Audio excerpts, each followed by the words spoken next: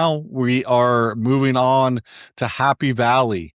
The James Franklin, the Jimbo Franklin era is finally over in Happy Valley. Penn State brings in Matt Campbell, who is the former Iowa State coach, a coach that by and large has done a lot more with a lot less for a long time in the Big 12 and Iowa State. Everything that I hear about people who have traveled the country and been to a lot of these different Power Four schools and seen the facilities and the location, the geographic location of the school, everyone describes Iowa State as one of the more difficult jobs in the Power Four, right? But Matt Campbell's always kind of found success and built solid rosters there in Ames, Iowa. So it'll be very interesting to see if he's one of those guys that just seems to be able to exceed expectations, low expectations at a job like Iowa State, or now that he's at a school like Penn State with all the resources and a lot of money and the facilities and the history and the culture that Penn State has, if he can kind of take that step into this new world of this is a top 20 program in the country. What can you do with these kind of resources now? Marsh, let's come to you here first. What do you expect in year one of the Matt Campbell era? And are you bullish on the Penn State Nittany Lions? Yeah, I actually love Matt Campbell.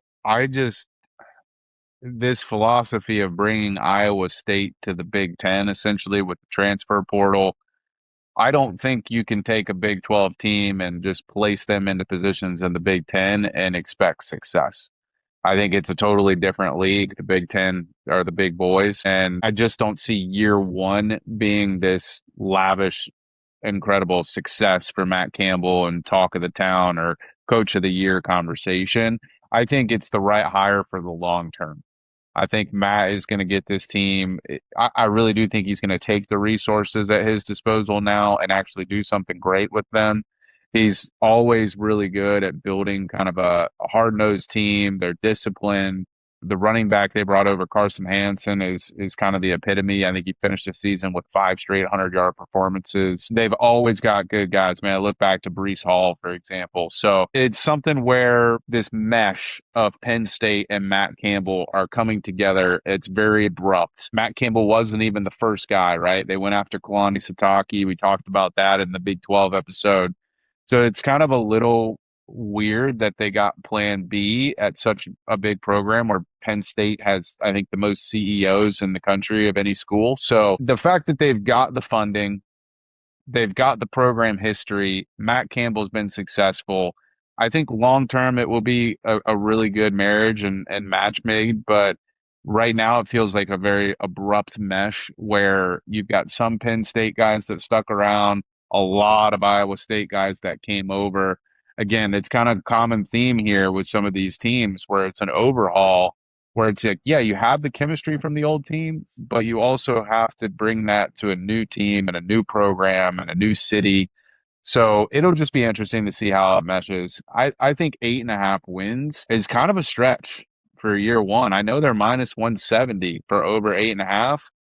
I mean, I see 9. So in my opinion, there's very little room for error to slip up. But when I look at the schedule, Buffalo week 3, obvious L, the best defensive coordinator in the country. We talked about Fickle and Wisconsin can be tricky. USC is going to be good. Michigan should be on the rebound. They've got Washington on the road. They've got a Rutgers team and a Maryland team at the end of the season where I'd rather have those teams up front in the beginning of the season. I think you give Malik Washingtons of the world a whole season to get better. That could be a dangerous matchup too. So for me, I'm not necessarily bearish on the Nittany Lions. I think they're going to be great long term. I just don't know that this is going to be the snap your fingers turnaround that the Penn State fans are probably hoping for. That's fair. Ryan, Penn State, no Ohio State, no Oregon, no Indiana on the schedule this year. They're kind of right there competing this, I'd call it tier 1A, tier 2 with USC, Washington, Michigan. As a team, your Wolverines, will see them. I believe that's about middle of the year, right? But you guys haven't played them in a few years. What are you thinking? What are you forecasting for Penn State? And are they a team that you're concerned about being in the mix with you guys there in this kind of upper part of the Big Ten. Yeah, of any teams in this, I guess the top of the middle, Penn State is my favorite for the over 8.5 wins. I'm a big Matt Campbell guy. I think Rocco Becht there is going to be fun to watch. I think the schedule lines up, and especially their Big Ten schedule. I think they have the most favorable Big Ten schedule of any team I see. And I compare them to a team like Washington. I compare them to a team like Michigan. And I just look at the schedules and I say, how could they both be 8.5 when Michigan plays Oklahoma, Ohio State, Oregon, and Indiana, and Penn State, and Iowa? And then you look at Penn State, and all they have is Michigan and USC. So even if I think Michigan can beat Penn State, I still think the much smarter bet is taking the over on Penn State and taking the under on Michigan. So I am on the opposite side of Max. I am expecting big things from Penn State this year. I think it's not crazy at all to get to the Big Ten championship at plus 550 and to get to the college football playoff at plus 425. I think those are both worth a sprinkle. I think they can get things turned around and make a run. I mean, the schedule just really sets up for them. This is my bet, like Casey said earlier, where I just looked at the schedule and I said, I believe in Matt Campbell. I believe in the whiteout crowd, and I think that they can very easily get to 10-2 or 11-1 this year. Yeah, I mean, look, if Bryce Underwood isn't very good, which it's not necessarily what I'm forecasting, we're going to get to Michigan next, but if he's just kind of disappointing again in year 2 and they can go into Michigan and get that win, then they get USC at home. The only other game that I think is really kind of even like a coin flip, it would be at Washington in early November. But if you're talking about there's 3 games that are really is what it comes down to for the over-under.